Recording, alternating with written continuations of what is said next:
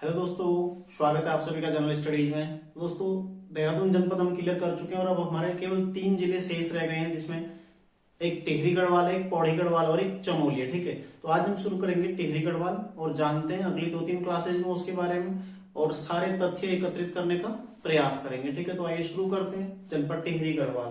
देखिए, टिहरी गढ़वाल मुख्यतः इसकी जो सीमाएं हैं पौड़ी से, ठीक है, पौड़ी गढ़वाल दक्षिण में है, इधर देहरादून पश्चिम में, ठीक है, उत्तरकाशी और इधर रुद्रप्रयाग। 4 जिलों से इसकी सीमाएं बनती है। ठीक है, इसका अगर आप सीमा का विस्तार देखते हो तो सीमाएं किस किस से बनती है, देखो। पौड़ी, ठीक है, दक्षिण में है पौड़ी, पूर्व में है रुद्रप्रयाग, ठीक है, रुद्रप्रयाग, इधर देहरादून, पश्चिम में है देहरादून, उत्तर में उत्तरकाशी, ठीक है, उत्तर में है उत्तरकाशी, जो कि सर्वाधिक सीमा बनती है उत्तरकाशी के साथ। ये भी ध्यान रखना आप लोगों ने। ठीक है, टिहरी गढ़वाल इसकी सर्वाधिक सीमा किससे बन रही है, उत्तरकाशी से। वैसे इसकी सीमाएं पौड़ी, रुद्रप्रयाग, देहरादून और उत्तरकाशी से बन रही है। यदि आप इसके क्षेत्रफल की बात करते हैं तो कितना है इसका क्षेत्रफल, 3642 वर्ग किलोमीटर। ठीक है, इस तरह से याद रख सकते हैं आप, 3642 या 3642 वर्ग किलोमीटर इसका क्षेत्रफल है। ठीक है, ध्यान रखिएगा, 3642 वर्ग किलोमीटर इसका क्षेत्रफल है। 4 जिलों से इसकी सीमाएं बन रही हैं और एक क्या है, स्थलबद्ध या अंतःस्थलीय जिला है। ठीक है, ये भी आप लोगों ने ध्यान रखना है। 4 जिले ऐसे हैं जो स्थलबद्ध है, जिनकी सीमा ना तो किसी अंतरराष्ट्रीय सीमा से मिलती है, ना ही किसी राज्य की सीमा से मिलती है। ठीक है, तो ऐसे 4 जिले कौन कौन से हैं, एक रुद्रप्रयाग, एक अल्मोड़ा, बागेश्वर और साथ में टिहरी गढ़वाल। ठीक है, तो टिहरी, अल्मोड़ा, बागेश्वर और रुद्रप्रयाग ऑप्शन आएगा। ठीक है, 4 ऑप्शन आपको आएगा, उसमें से 3 ये जिले दे देगा, एक नहीं देगा। तो क्वेश्चन को समझो, काफी आसान है। ठीक है, तो इसमें देखो टिहरी गढ़वाल एक है, अल्मोड़ा, बागेश्वर और रुद्रप्रयाग 3 अन्य जिले हैं जो किसी न देश से लगते हैं, न किसी राज्य से लगते हैं। ठीक है, केवल अपने जिलों से सीमाएं बनाते हैं। तो कौन कौन से, टिहरी, बागेश्वर, अल्मोड़ा और रुद्रप्रयाग। ठीक है, तो एक अंतःस्थलीय जिला है टिहरी गढ़वाल। इसकी सीमा पौड़ी, रुद्रप्रयाग, देहरादून और उत्तरकाशी से मिलकर उसका क्षेत्रफल कितना है, 3642 किलोमीटर इसका क्षेत्रफल है। देखो, टिहरी रियासत, टिहरी रियासत यहां पर थी, है ना, पूर्व में टिहरी रियासत और पंवार वंश यहां पर था। उसको हम इतिहास में देखेंगे, उत्तराखंड का इतिहास हम जब पढ़ेंगे तो उसमें टिहरी रियासत, पंवार वंश का भी अध्ययन करेंगे। लेकिन उस रियासत से 1 अगस्त 1949 को भारतीय संघ में विलय, ठीक है, भारतीय संघ में विलय हुआ। ठीक है, टिहरी का। तो ये क्वेश्चन भी लगातार आता है कि टिहरी का किस वर्ष भारतीय संघ में विलय हुआ, 1 अगस्त 1949 को। ठीक है, यानी कि जो टिहरी गढ़वाल जिला है ये 1 अगस्त 1949 को टिहरी रियासत के भारतीय संघ में विलय के उपरांत अस्तित्व में आया। ठीक है, ये आप ध्यान रखिएगा। और फिर इससे 1960 में एक उत्तरकाशी और 1997 में रुद्रप्रयाग, 2 जिले पृथक किए गए। ठीक है, पहले काफी ज्यादा इसका क्षेत्रफल था, लेकिन इससे 2 जिले अलग अलग बनाए गए। हालांकि रुद्रप्रयाग में अन्य जिलों से भी कुछ, जैसे चमोली से, पौड़ी से भी कुछ हिस्सा लिया गया, लेकिन टिहरी का भी कुछ हिस्सा इसमें आया था। ठीक है, ध्यान रखिएगा। टिहरी गढ़वाल जो कि 3642 वर्ग किलोमीटर का क्षेत्रफल है। ठीक है, इसकी सीमाएं 4 जिलों से मिलती है, एक स्थलबद्ध जिला है और 4 ही केवल ऐसे जिले जिनकी सीमाएं न किसी राज्य से मिलती है, न किसी देश से मिलती है। ठीक है, और 1 अगस्त 1949 को भारतीय संघ में विलय हुआ था और विलय से पूर्व पंवार शासकों को ये अधीन था। ठीक है, ये भी आपने ध्यान रखना है, विलय से पूर्व पंवार शासकों के अधीन था। ठीक है, इसका मुख्यालय कहाँ है, देखो, मुख्यालय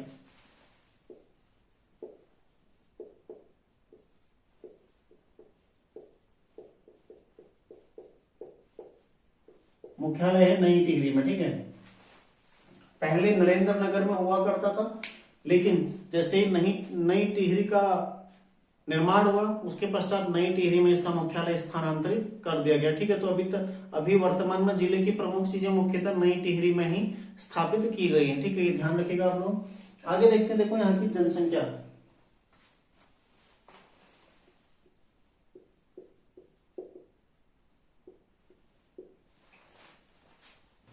जनसंख्या है इसकी 6.13%। ठीक है, राज्य की जनसंख्या का 6.13% यहाँ की जनसंख्या है। ठीक है, ध्यान रखिएगा। दशकीय वृद्धि,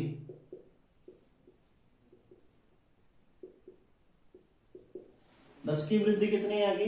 2.35%। ठीक है, और सबसे ज्यादा अंतर पूर्व की अपेक्षा कमी इसमें आई। ठीक है, पूर्व की अपेक्षा कमी,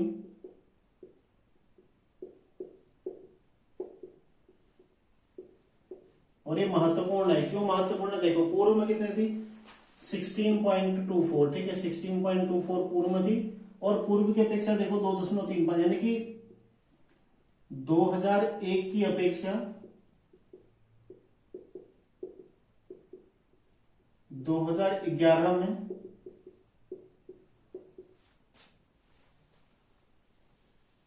दशकीय वृद्धि दर में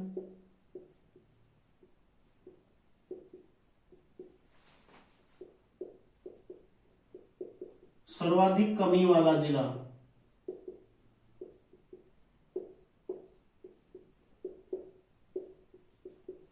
कौन है? टिहरी गढ़वाल है। ठीक है, ध्यान रखिएगा।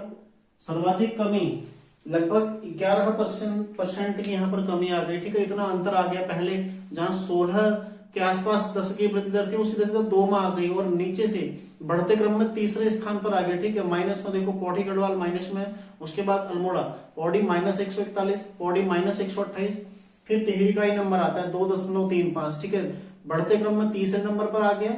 और यदि अंतर की बात करें तो पूर्व की अपेक्षा सबसे ज्यादा अंतर इसी में है। देखो 16.24 से 2.35 पर आ गया। ठीक है, सीधा सीधा। ठीक है, तो ये ध्यान रखिएगा आप लोग, लगभग 14 का अंतर आ गया। ठीक है, ये ध्यान रखिएगा आप लोग। 2001 की अपेक्षा 2011 में दशकीय वृद्धि दर में सर्वाधिक कमी वाला जिला कौन है? टिहरी गढ़वाल। तो ये क्वेश्चन बन सकता है। आगे देखो, और यहाँ का लिंगानुपात,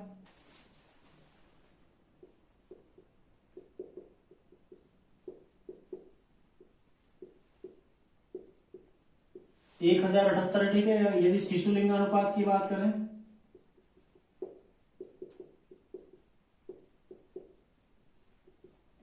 तो वो कितना है? 897। ठीक है, ध्यान रखिएगा।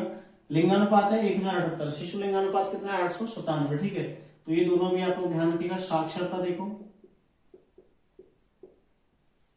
साक्षरता 76.36। ठीक है, परसेंट, और जो कि राज्य औसत से भी कम है।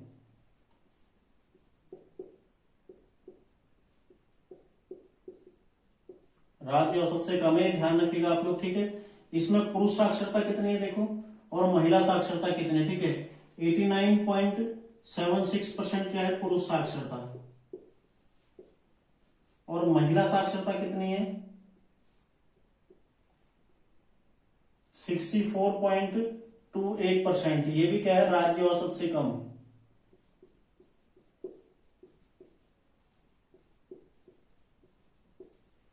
ठीक है, महिला साक्षरता है जो ये थी राज्य औसत से कम है। ये भी राज्य में महिला साक्षरता का औसत कितना है? 70%। ठीक है, ये 70% से कम है। ये भी आप लोगों ने ध्यान रखना है। ठीक है, तो ये क्वेश्चन ऐसे बनेगा। क्वेश्चन कैसे बनेगा? देखो, इसमें से मैं आपको बताता हूं कि राज्य के कितने जिले साक्षरता में राज्य औसत से कम है। 4 जिले कम है। ठीक है, बार बार रिपीट हो रहे। देखो, हरिद्वार, उधम सिंह नगर, टिहरी गढ़वाल और उत्तरकाशी, 4 जिले ऐसे हैं जो राज्य औसत से कम है। ये ध्यान रखना है आपने, 4 जिले हैं जो राज्य औसत से कम है। ठीक है, तो यहीं से क्वेश्चन बनेगा, निम्न में से कौन सा जिला साक्षरता में राज्य औसत से कम नहीं है? 3 ही ऑप्शन दे देगा, एक आपको रुद्रप्रयाग है, कोई अन्य जिला बागेश्वर दे देगा, तो वो नहीं रहेगा। ठीक है, 4 जिले ध्यान रखना, एक टिहरी गढ़वाल, एक उत्तरकाशी हम पढ़े थे। ठीक है, उधम सिंह नगर भी हम पढ़ चुके हैं, और हरिद्वार भी हम पढ़ चुके हैं। तो चारों जिले क्या है? राज्य औसत से कम है साक्षरता में। महिला साक्षरता की बात करें, देखो सबसे कम कहाँ है? उत्तरकाशी। इसके अलावा उधम सिंह नगर, टिहरी, हरिद्वार, ये भी क्या है, सब महिला साक्षरता में राज्य औसत से कम है। अन्य भी जिले हैं, ठीक है, मैंने आपको सारी डिटेल लिखा रखी है, तो उसमें आप लोग देख लीजिएगा। ये इतना महत्वपूर्ण नहीं, लेकिन ये ज्यादा महत्वपूर्ण है, ठीक है, इसको आप ध्यान रखिएगा, ये ज्यादा महत्वपूर्ण है, यहाँ से क्वेश्चन बनेगा, क्योंकि केवल 4 ही जिले ऐसे हैं जो राज्य औसत से कम है, ठीक है। शिशु लिंगानुपात कितना है, 897, और लिंगानुपात कितना है, 1078, ये भी आपने ध्यान रखना है। आगे देखो, अन्य फैक्ट जो है इसमें, उनके संबंध में चर्चा करते हैं। ग्रामीण जनसंख्या कितनी है,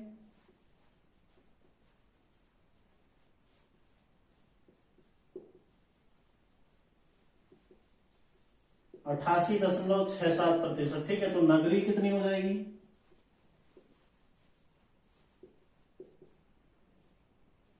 12.33%, ठीक है। तो ये भी आप लोग थोड़ा ध्यान रखिएगा। ग्रामीण जनसंख्या कितनी है, 11 पॉइंट, सॉरी 88 आगे तो 11 पॉइंट हो जाएगा, ठीक है, 11.33 हो जाएगी आपकी। नगरीय जनसंख्या, ग्रामीण है 88.67%, ठीक है, ये आप क्लियर कर लीजिएगा। आगे देखते हैं, एक इंपॉर्टेंट फैक्ट है, ध्यान रखिएगा इसको आप लोग। प्रतिशत के आधार पर सबसे कम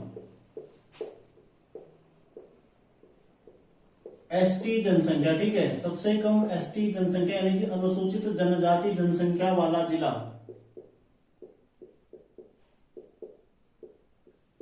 कौन है, टिहरी गढ़वाल, 0.14%, ठीक है, 0.14% यहाँ की क्या है, एसटी जनसंख्या है, ध्यान रखिएगा।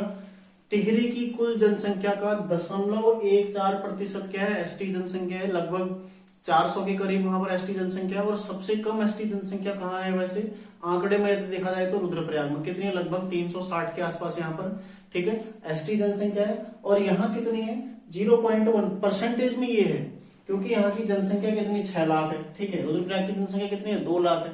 तो ये आपने फर्क समझना, ठीक है। यहाँ की प्रतिशत जनसंख्या का कुल प्रतिशत में कितना है, 0.14%। और रुद्रप्रयाग में सबसे कम जनसंख्या है, ठीक है, यहाँ प्रतिशत में सबसे कम है, रुद्रप्रयाग में जनसंख्या सबसे कम है, ठीक है। ध्यान रखिएगा, दोनों अलग अलग तथ्य। यदि यहाँ की तहसीलों की बात करें, ठीक है, तहसील कितने यहाँ पर, 12 तहसील हैं, 12 तहसील है, जिसमें प्रतापनगर, ठीक है, फिर है टिहरी, प्रतापनगर है, टिहरी है, घनसाली है, ठीक है, देवप्रयाग है, जाखणीधार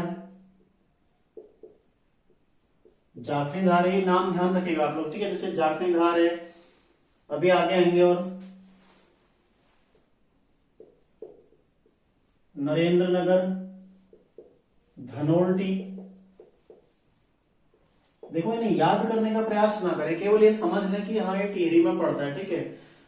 कंडीसौर है, ये क्वेश्चन पूछा जा सकता है, ठीक है, कंडीसौर, क्योंकि कई सौड़ पौड़े में भी पढ़ते हैं और टिहरी में पढ़ते हैं, ठीक है। जैसे गजा है, गजा तहसील कहाँ है, ये पूछा जा सकता है। इसके अलावा देखो नैनबाग, कीर्तिनगर और बालगंगा, ठीक है। जो आपको पता है वो तो सही है, लेकिन जो आपको नहीं पता है उसको ध्यान रखिएगा आप लोग, ठीक है। नैनबाग, कीर्तिनगर और बालगंगा, तो बालगंगा नदी भी टिहरी में ही है, बालगंगा तहसील भी टिहरी में, ठीक है। इसमें देखो जाखणीधार ध्यान रखिएगा एक आप लोग, गजा, नैनबाग और कंडीसौर, ये आप लोग याद रखिएगा। बाकी तो लगभग आपने सभी सुने ही होंगे नाम, ठीक है, जो टिहरी में ही पढ़ते हैं। इसके अलावा 2 उप तहसील भी हैं, 2 उप तहसील हैं। कौन कौन सी उप तहसील है यहाँ पर, एक है पावकी देवी, ठीक है, पहली उप तहसील है पावकी देवी, और दूसरी है मदन नेगी, ठीक है। ये 2 उप तहसील है यहाँ की। इसके अलावा देखो विकास खंड कौन कौन से हैं, इनको लिखाने का मेरा यही उद्देश्य रहता है। एक तो आपको जिले के बहुत सारे जो स्थल हैं वो पता चल जाते हैं, ठीक है। और दूसरा ये, इनमें से भी कभी कभी क्वेश्चन बन सकता है कि निम्न में से किस जनपद में कंडीसौर तहसील स्थित है। आपको देखो एक मिल जाएगा आपको पौड़ी गढ़वाल ऑप्शन में, एक मिल जाएगा चमोली, एक मिल जाएगा टिहरी, एक मिल जाएगा, इनमें से कोई नहीं है ना। तो कंफ्यूजिंग होता है, क्योंकि तीनों जगह में आपको सौड़ या सैण जैसे थलीशैण, जैसे गैरसैण, ठीक है। तो ये आपको स्थल देखने को मिलते हैं, जैसे कलियासोड़, तो ये जगह आपको देखने को मिलती है, तो इसलिए थोड़ा कंफ्यूजिंग हो जाता है। इनको लिखने से, इनको ध्यान में रखने से आपको ध्यान रहेगा कि हाँ ये स्थल कहाँ है, टिहरी में है, तो टिहरी की ही ये तहसील है, ठीक है। इस तरह से आप लोगों को इससे मदद मिल सकती है। आगे देखो कौन कौन से हैं विकास खंड है यहाँ पर 9। इनमें सबसे पहला फकोट, नरेंद्र नगर वाला एरिया, ठीक है, नरेंद्र नगर, ठीक है। आगे है इसमें चंबा है, जौनपुर है, थौलधार है, ठीक है, इसको इंपोर्टेंट कर लीजिएगा, थौलधार, ठीक है, थौलधार है। इसके अलावा प्रतापनगर है,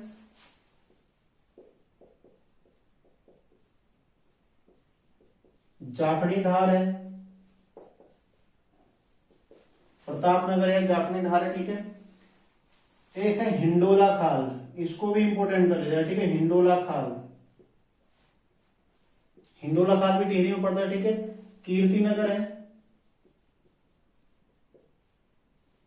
और भिलंगना, भिलंगना नदी भी यही मिलती है, भिलंगना ब्लॉक भी यही मिलता है, ठीक है। बालगंगा नदी भी यहाँ मिलता है, बालगंगा तहसील भी यही स्थित है, ठीक है। ये भी ध्यान रखिएगा आप लोग। विकास खंड देखो 9, इसमें एक फकोट ध्यान रखिएगा, फकोट नरेंद्र नगर वाला, थौलदार, ठीक है, इंपोर्टेंट जो है, हिंडोला खाल, भिलंगना, जाखनीधार, ये सारे आप ध्यान रखिएगा। बाकी देखो, बाकी चंबा, जौनपुर, कीर्तिनगर, प्रतापनगर, ये यहीं पर स्थित है, ठीक है, ध्यान रखिएगा। 9 विकास खंड है यहाँ पर, 2 उप तहसीलें हैं और 12 तहसीलें हैं, ठीक है।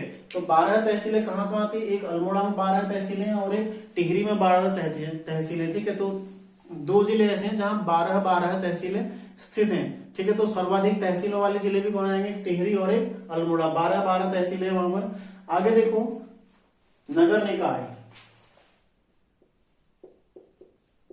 नगर निकाय कौन कौन से नगर निकाय हैं यहाँ पर, इनके बारे में देखते हैं थोड़ा बहुत।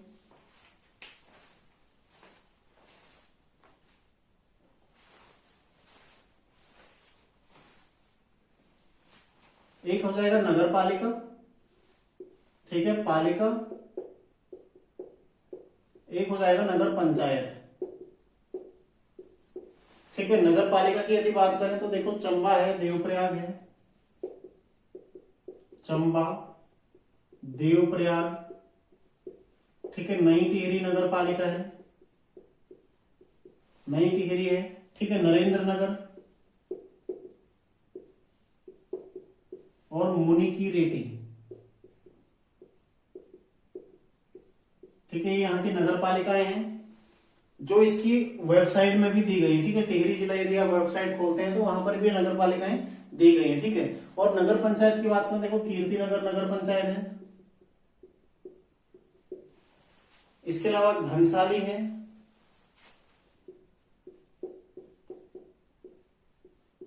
ठीक है, कीर्ति नगर है, घनसाली है, गना है, चमियाला है,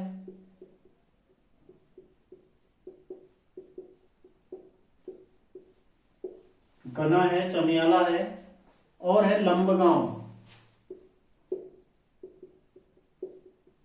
लंबगांव, ठीक है। ये यहाँ पर पंचायत है, नगर पंचायत है और ये नगर पालिकाएं हैं, ठीक है। ये ध्यान रखिएगा आप लोग, नगर पंचायत और नगर पालिका। इसके अलावा देखो, देखो विधानसभा क्षेत्रों की यदि बात करें तो यहाँ पर 6 विधानसभा क्षेत्र पड़ते हैं, ठीक है, जिनमें कौन कौन से देखो प्रमुख, पहला है टिहरी, फिर है दूसरा घनसाली, घनसाली जो कि एससी के लिए रिजर्व है, ठीक है, एससी के लिए क्या है, रिजर्व है। तीसरा प्रतापनगर, प्रतापनगर। चौथा है नरेंद्र नगर, नरेंद्र नगर है, ठीक है। पांचवा कौन सा हो जाएगा, धनोल्टी, और छठा हो जाएगा देवप्रयाग, ठीक है, ध्यान रखिएगा देवप्रयाग। तो ये 6 नगर पालिका यहाँ पर, 6 विधानसभा क्षेत्र यहाँ पर स्थित है, ठीक है। सबसे पहला है टिहरी, घनसाली, प्रतापनगर, नरेंद्र नगर, धनोल्टी और देवप्रयाग। टिहरी से कौन है विधायक, किशोर उपाध्याय, किशोर उपाध्याय कहां से है, टिहरी से। घनसाली से कौन है, शक्तिलाल शाह,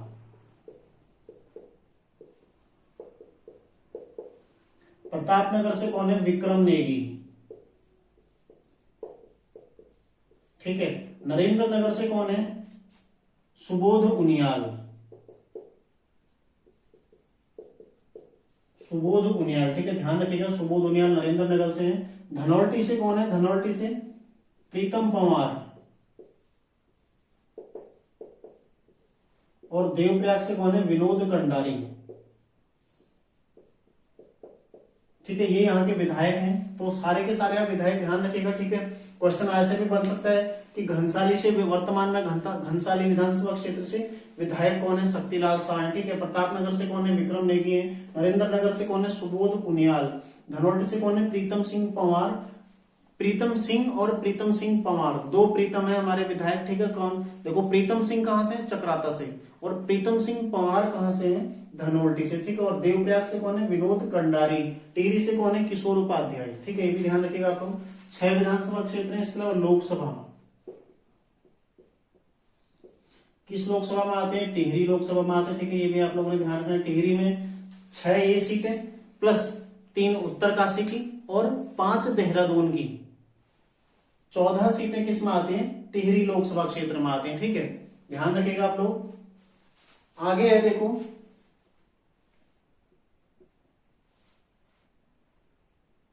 यहां से अभी वर्तमान में सांसद कौन है? टिहरी से, ठीक है, सांसद। ये भी आप लोग ध्यान रखिएगा। यहां से अभी सांसद कौन है? माला राज्य लक्ष्मी शाह।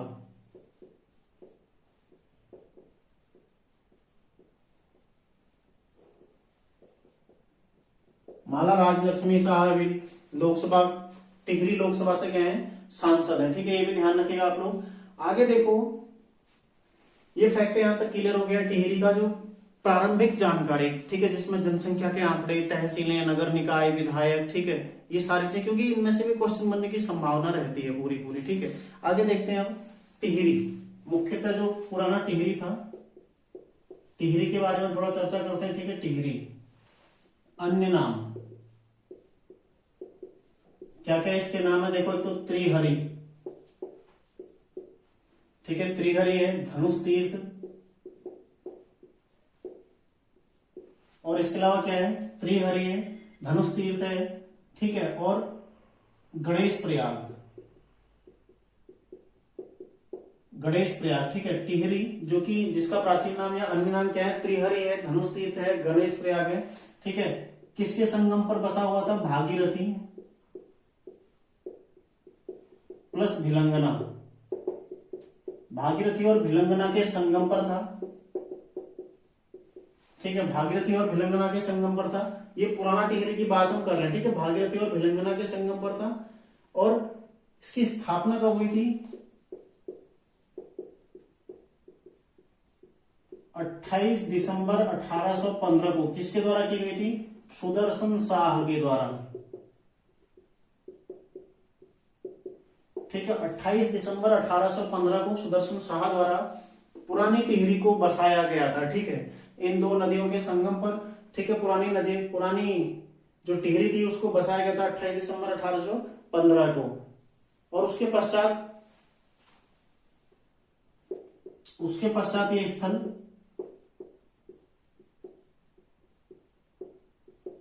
पंवार शासकों की राजधानी रहा था, ठीक है। पंवार शासकों की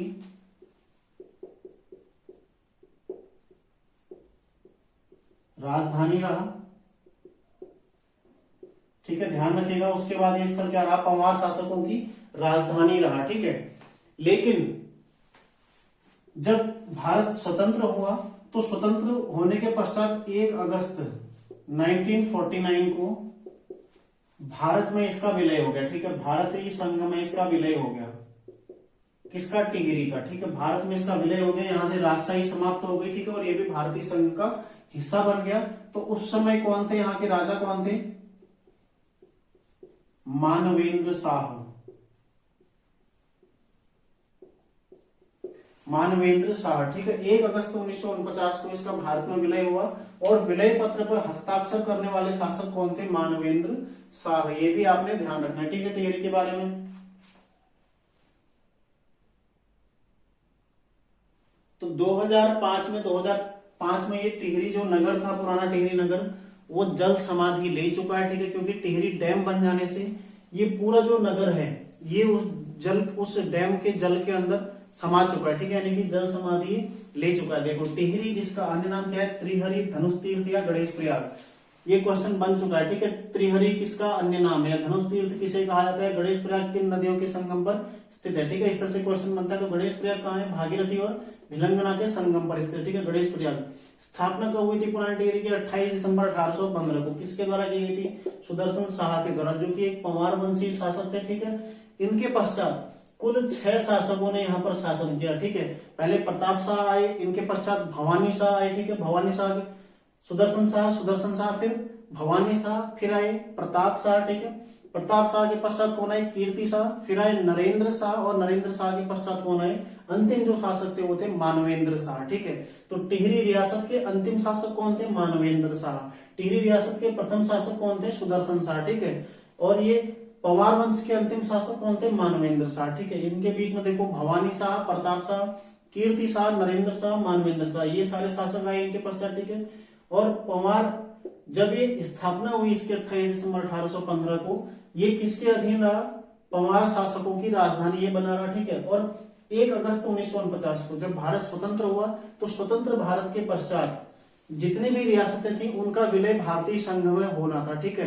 कौन थे जो प्रांतीय समिति इसके सदस्य, इसके अध्यक्ष कौन थे, सरदार पटेल साहब। उनको ये जिम्मेदारी सौंपी गई थी कि वो सारी रियासतों का भारतीय संघ में विलय करवाएं, ठीक है। तो उन्हीं उसी के तहत, ठीक है, जो विलय प्रक्रिया चल रही थी, टिहरी को भी 1 अगस्त 1949 को भारतीय संघ में इसका विलय कर दिया गया। और जो विलय पत्र था उस पर हस्ताक्षर करने वाले कौन थे, जिस समय विलय हुआ भारतीय संघ में, तब यहाँ के राजा कौन थे, मानवेंद्र शाह, ठीक है, जो बाद में यहाँ से सांसद भी रहे और काफी लंबे समय तक 7-8 बार ये चुने गए थे सांसद, ठीक है। तो ये ध्यान रखिएगा आप लोग। ये पुराना टिहरी है। इसके पश्चात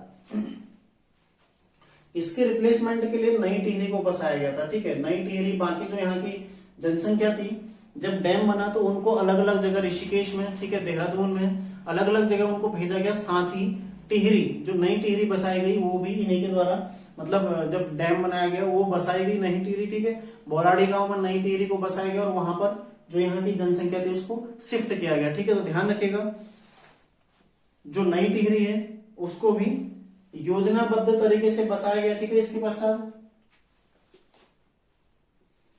2005 में जलमग्न होने के पश्चात, जलमग्न हो गया, ठीक है, यह आपने ध्यान रखना है। 2005 में जलमग्न हो गया। इसके पश्चात, इससे पूर्व हुई, इसके पश्चात नहीं, पूर्व हुई क्या, नई टिहरी। नई टिहरी जो कि बोराड़ी गांव में, ठीक है, नई टिहरी, बोराड़ी गांव, ठीक है, ध्यान रखिएगा, बोराड़ी गांव। पूछा जाएगा ये सवाल कि नई टिहरी को किस गांव में बसाया गया, बोराड़ी गांव में बसाया गया, ठीक है, योजनाबद्ध तरीके से।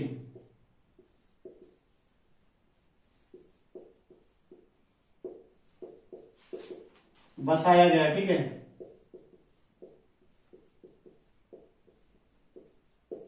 नई टिहरी को बोराड़ी गांव में योजनाबद्ध तरीके से बसाया गया। ये आप लोगों ने एक पॉइंट ध्यान रखना है कि क्वेश्चन बनता है उत्तराखंड का एकमात्र नियोजित नगर कौन सा है, जिसको नियोजन के द्वारा, जिसको सोच समझ के बनाया गया, नियोजित नगर प्लान के तहत बनाया गया, कौन है, नई टिहरी, ठीक है। या दूसरा क्वेश्चन बनेगा, निम्न में से किस उत्तराखंड के किस स्थल को मास्टर प्लान के तहत बसाया गया है, ठीक है, वो भी टिहरी है। निम्न में से किस स्थान को योजनाबद्ध तरीके से बसाया गया, ये भी नई टिहरी, ठीक है। शब्द देखो मतलब एक ही है, शब्द अलग अलग प्रयोग हो सकता है, ठीक है, ध्यान रखना आप लोगों ने। योजनाबद्ध तरीके से इसको बसाया गया और कहां पर, बोराड़ी गांव में, नई टिहरी को। वर्तमान में जिला मुख्यालय कौन है, नई टिहरी, ये भी आप लोग ध्यान रखिएगा, ठीक है। इससे जो टिहरी डैम था, जो टिहरी स्थल था, इससे लगभग 20 किलोमीटर ऊपर चंबा से पड़ता है, ठीक है, टिहरी, नई टिहरी, वहां पर इसको बसाया गया, ठीक है, ध्यान रखिएगा। आगे देखते हैं अन्य कुछ फैक्ट टिहरी के बारे में। एक स्थल है यहाँ पर चंबा, ठीक है, जिसका प्राचीन नाम था चमुआ। प्राचीन नाम क्या था इसका, चमुआ था, ठीक है। चंबा जो कि टिहरी में पड़ता है, एक स्थल है यहाँ पर चंबा, ठीक है, ध्यान रखिएगा। ऋषिकेश से लगभग 60 किलोमीटर ऊपर चंबा एक स्थल पड़ता है जो कि टिहरी जनपद में आता है, ठीक है। यहाँ से मसूरी के लिए और जो 4 धामों में गंगोत्री और यमुनोत्री के लिए, ठीक है, मार्ग चंबा से ही होकर जाता है। यदि आप ऋषिकेश से जाते हैं तो मसूरी और गंगोत्री, यमुनोत्री, ठीक है, चंबा से होते हुए ही जाया जाता है, ये ध्यान रखिएगा आप लोग। प्राचीन नाम क्या है इसका? चमुआ, ठीक है, प्राचीन नाम क्या है इसका? चमुआ। और यहाँ पर एक गब्बर सिंह नेगी,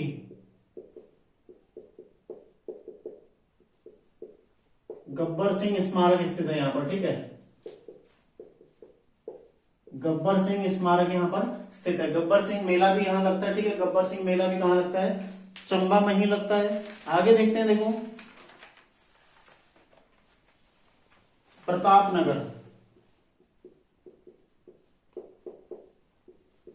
प्रतापनगर, ठीक है, प्रतापनगर। प्राचीन नाम, सबसे पहले तो प्राचीन नाम क्या था इसका? ठांगधार, ठीक है, प्राचीन नाम था इसका ठांगधार। किसके द्वारा बसाया गया? प्रताप शाह द्वारा, प्रताप शाह द्वारा 1877 में बसाया गया, ठीक है। जो प्रताप शाह शासक थे उनके द्वारा 1870 में बसाया गया, ध्यान रखिएगा। प्राचीन नाम क्या है? ठांगधार। किसने बसाया? प्रताप शाह के द्वारा। कब बसाया गया? 1877 में बसाया गया, ठीक है। और यहाँ पर एक सेम मुखेम मंदिर भी आता है, ठीक है, सेम मुखेम,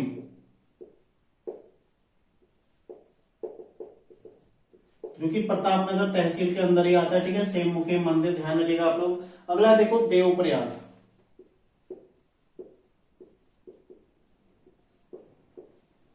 भागीरथी प्लस अलकनंदा संगम। देवप्रयाग कहाँ है? भागीरथी और अलकनंदा के संगम पर स्थित है, ठीक है। पंच प्रयागों में सबसे ज्यादा महत्व का प्रयाग है और अंतिम प्रयाग है, ठीक है। देवप्रयाग, भागीरथी को क्या बोलाता है यहाँ पर? सास। और बहू किसको बुलाता है? अलकनंदा को, ठीक है। सास और बहू का संगम कहां पर होता है? देवप्रयाग में, ऐसा माना जाता है, ठीक है। भागीरथी और अलकनंदा का संगम कहां पर है? देवप्रयाग में है, ठीक है। पंचप्रयाग, पंचप्रयागों में सर्वाधिक महत्वपूर्ण है, ठीक है, सर्वाधिक महत्वपूर्ण है, ठीक है। पंचप्रयागों में सर्वाधिक महत्वपूर्ण है, ये भी आप लोगों ने ध्यान रखना है। देवप्रयाग पंचप्रयागों में क्या है? सर्वाधिक महत्वपूर्ण है, ठीक है। दूसरा देखो अंतिम प्रयाग है, पांचवा और अंतिम प्रयाग है नीचे की ओर। यदि आप नीचे से ऊपर को चढ़ते हैं तो पहला प्रयाग है, यदि आप ऊपर से नीचे आते हैं तो अंतिम प्रयाग है, ठीक है। दोनों परिस्थिति में अंतिम प्रयाग है, ठीक है। अंतिम प्रयाग पंचप्रयागों में। इसके अलावा देखो अन्य फैक्ट है यहाँ पर, प्राचीन नाम इसके जो अन्य नाम है, अन्य नाम क्या क्या है? एक तो इंद्रप्रयाग, ठीक है, दूसरा सुदर्शन क्षेत्र, सुदर्शन क्षेत्र भी इसका क्या है? अन्य नाम है, ठीक है। एक तो इंद्रप्रयाग और एक सुदर्शन क्षेत्र इसका अन्य नाम है। ऋषिकेश से बद्रीनाथ जो राष्ट्रीय राजमार्ग है उस पर ये स्थित है।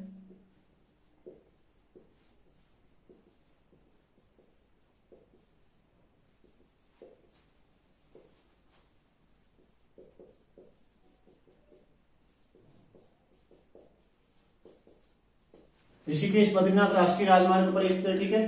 ध्यान रखिएगा सर्वाधिक महत्व का है। और यहाँ पर दो कुंड हैं, एक है ब्रह्म कुंड और एक है वशिष्ठ कुंड,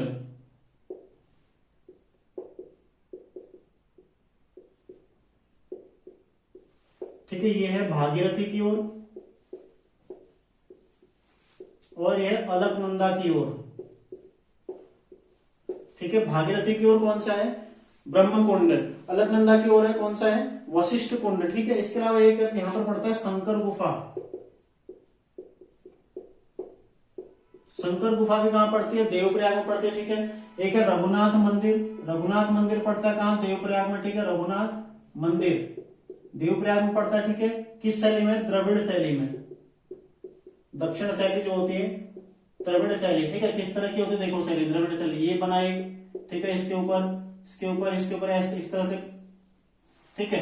द्रविड़ शैली के मंदिर इस तरह से होता है ना, एक पिंडनुमा आकृति, फिर दूसरी, फिर तीसरी, इसके ऊपर बनते जाते हैं, ठीक है। द्रविड़ शैली की मुख्य विशेषता है, ठीक है। तो रघुनाथ मंदिर जो कि द्रविड़ शैली में यहाँ पर बना हुआ है, ये आप लोगों ने ध्यान रखना है। आगे देखो इसमें जो महत्वपूर्ण तथ्य और है, यहीं पर क्या है? हिमालय नक्षत्र वेधशाला भी स्थित है, ठीक है। हिमालय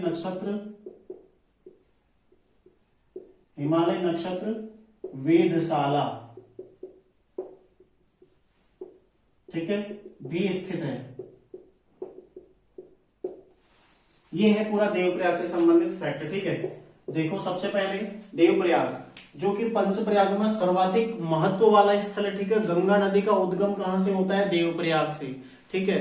ऊपर से भागीरथी नाम है उसका, ठीक है। गंगा नदी का जो नाम है यहाँ से भागीरथी नाम आता है गंगा नदी का। और देवप्रयाग में आने के पश्चात देखो अलकनंदा और भागीरथी मिली, यहाँ से गंगा जी को गंगा जी के नाम से जाना जाता है, ठीक है। गंगा नदी के नाम से यहाँ से जाना जाता है। तो आयोग द्वारा आयोग द्वारा गंगा नदी का उद्गम स्थल देवप्रयाग से ही माना गया, ठीक है। तो देवप्रयाग से ही गंगा नदी का उद्गम होता है, क्योंकि ऊपर से क्या है भागीरथी नाम से वो बहती है, ठीक है। भागीरथी और अलकनंदा की जब धारा संयुक्त रूप से मिल जाती है, संयुक्त रूप से आगे बढ़ती है मिलने के पश्चात, ठीक है, तो उसे क्या बोलते हैं? गंगा नदी बोलते हैं, ठीक है। तो देवप्रयाग से ही गंगा नदी निकलती है, ठीक है। भागीरथी यहाँ पर सास के रूप में जानी जाती है, अलकनंदा बहू के रूप में जानी जाती है, ठीक है। पंच प्रयागों में सर्वाधिक महत्वपूर्ण प्रयाग कौन है? देवप्रयाग। अंतिम प्रयाग के क्रम में नीचे की ओर अंतिम प्रयाग है, ठीक है। अन्य नाम क्या है इसके? देखो इंद्र प्रयाग है और सुदर्शन क्षेत्र है। ऋषिकेश बद्रीनाथ राष्ट्रीय राजमार्ग पर स्थित है, ठीक है। ऋषिकेश से बद्रीनाथ वाला जो राष्ट्रीय राजमार्ग आता है उस पर ये स्थित है, ठीक है। और ब्रह्म कुंड और वशिष्ठ कुंड, दो कुंड पड़ते हैं यहाँ पर, जो कि ब्रह्म कुंड भागीरथी की ओर है और वशिष्ठ कुंड कहाँ है? अलकनंदा की ओर है, ठीक है। ये भी आप लोगों ने ध्यान रखना है। फिर देखो शंकर गुफा, शंकर गुफा भी कहाँ पड़ती है? शंकर गुफा पड़ती है देवप्रयाग के टिहरी के देवप्रयाग में, ठीक है। इसके अलावा रघुनाथ मंदिर है। यहाँ से देखो पंवार कालीन कुछ अभिलेख भी प्राप्त हुए हैं, उनको हम पंवार वंश का जब अध्ययन करेंगे उसमें हम विस्तार पूर्वक चर्चा करेंगे उसकी, ठीक है। रघुनाथ मंदिर से क्या क्या मिला हुआ है? द्रविड़ शैली का एक मंदिर है और यहाँ पर हिमालयन नक्षत्र वेदशाला भी स्थित है, ठीक है। यदि आप एक चीज देखते हैं, देवप्रयाग जो स्थल है वो इस तरह से नदियों के बीच में, एक तो ये देवप्रयाग का एरिया, ठीक है, ये भी है और कुछ यहाँ है और कुछ यहाँ पर है, ठीक है। ये देखो ये नदी बढ़ रही है, तो ये भी देवप्रयाग है, ये भी देवप्रयाग है और ये भी देवप्रयाग है, ठीक है। तो जो देवप्रयाग नगर पालिका है ये प्लस ये और इन तीनों को मिलाकर बनी हुई है देवप्रयाग नगर पालिका। मतलब अलकनंदा नदी, भागीरथी नदी, अलकनंदा नदी के इस तरफ, ये दोनों के मध्य में, और गंगा नदी और अलकनंदा भागीरथी नदी के इस तरफ का एरिया, ठीक है। ये आता है देखो पौड़ी में, यानी कि जो इसका अलकनंदा नदी के पार का हिस्सा आता है ये आता है पौड़ी में, ठीक है। बाकी ये पूरा कहाँ आता है? टिहरी में आता है। तो जो देवप्रयाग की नगर पालिका है वो पौड़ी, मतलब दो जिलों में विस्तारित है, देखो एक टिहरी में और एक पौड़ी में। कहने का मतलब यही था, ठीक है, कि जो देवप्रयाग की नगर पालिका है वो दो जिलों में विस्तारित है। क्यों है? क्योंकि जो अलकनंदा नदी बहती है उसके पार तरफ कौन आता है? पौड़ी आता है, ठीक है। और इसके अलकनंदा और यहाँ भागीरथी के मध्य में ये टिहरी में आता है, और अलकनंदा ये जो भागीरथी को पार करके ये पूरा एरिया टिहरी में ही आता है, ठीक है। ये पूरा एरिया टिहरी में है, केवल अलकनंदा नदी के इस तरफ ये आता है पौड़ी में एरिया, ठीक है। तो इसलिए जो देवप्रयाग की नगर पालिका है वो दो जिलों में विस्तारित है, ठीक है। ध्यान रखिएगा, इस तथ्य को भी पूछा जा सकता है, संभावना है कि पूछा जा सकता है, ठीक है। तो आज की क्लास में इतना ही करते हैं। एक चीज और छूट गया देखो इसमें देवप्रयाग में, एक है पलेठी का सूर्य मंदिर, पलेठी का सूर्य मंदिर, ठीक है। ध्यान रखिएगा, ये भी कहाँ है? देवप्रयाग में है, देवप्रयाग के हिंडोला खाल। पलेठी का सूर्य मंदिर कहाँ है? हिंडोला खाल में स्थित, ठीक है। देवप्रयाग के पास पड़ता है, आगे जाके हिंडोला खाल, ठीक है। ध्यान रखिएगा, पलेठी का सूर्य मंदिर कहाँ है? हिंडोला खाल में स्थित है। तो आज की क्लास में इतना ही करते हैं। आप लोग इसको नोट कर लीजिएगा, रिवीजन करते रहिएगा, ठीक है। तो मिलते हैं नेक्स्ट क्लास में, आप लोग तैयारी करते रहिए। धन्यवाद।